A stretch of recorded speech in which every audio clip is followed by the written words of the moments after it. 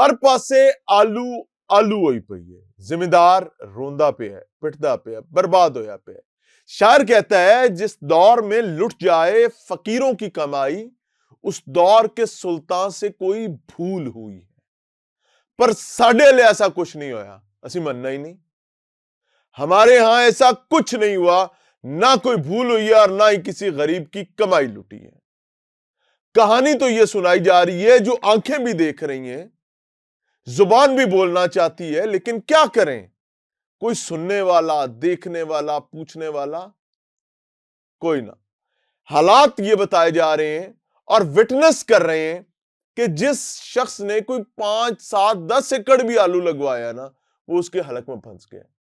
اور اب ذمہ داروں کو آلو یا تو روٹاویٹر چلا کر، کرائے چلا کر اپنی زمینوں میں تلف کرنے پڑ رہے ہیں، یا پھر جانوروں کو خوراک کے طور پر کھلانے پڑ رہے ہیں۔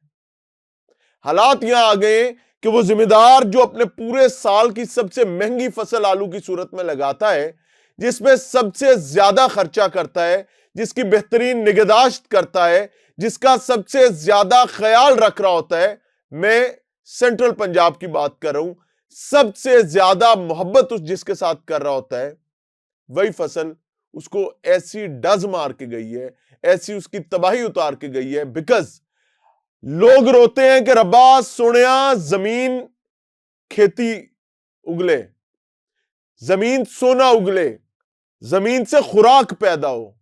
ہمارے پاس رب تعالیٰ کے فضل سے بہترین خوراک آئی، پنڈا تھا ہمیں 5 7 روپے کلو آلو بیک رہے ہیں، لوگ لے کے بیٹھے ہیں کہ اندر سے چاہ کے لے جاؤ۔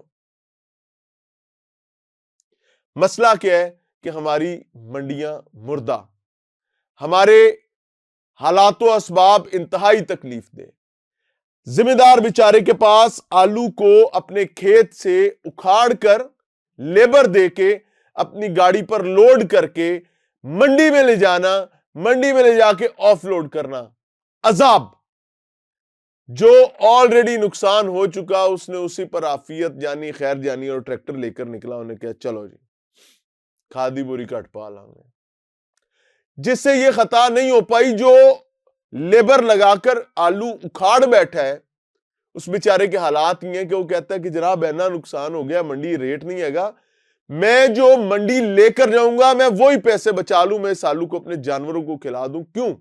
کیونکہ چارہ مہنگا ہے، آلو کی مارکیٹ نہیں ہے، آلو برباد ہو گیا، تباہ ہو گیا، آلو کو اٹھا کے جانوروں کو کھلا دیں۔ لیکن یہی آلو جب آپ منڈی سے لینے جائیں گے خریدار کے طور پر یا کسی دکان سے خریدیں گے تو آپ کو بالکل بھی یہ تاثر نہیں ملے گا کہ پنڈا تھاویں چالو دے حال کی ہوئے پہنے۔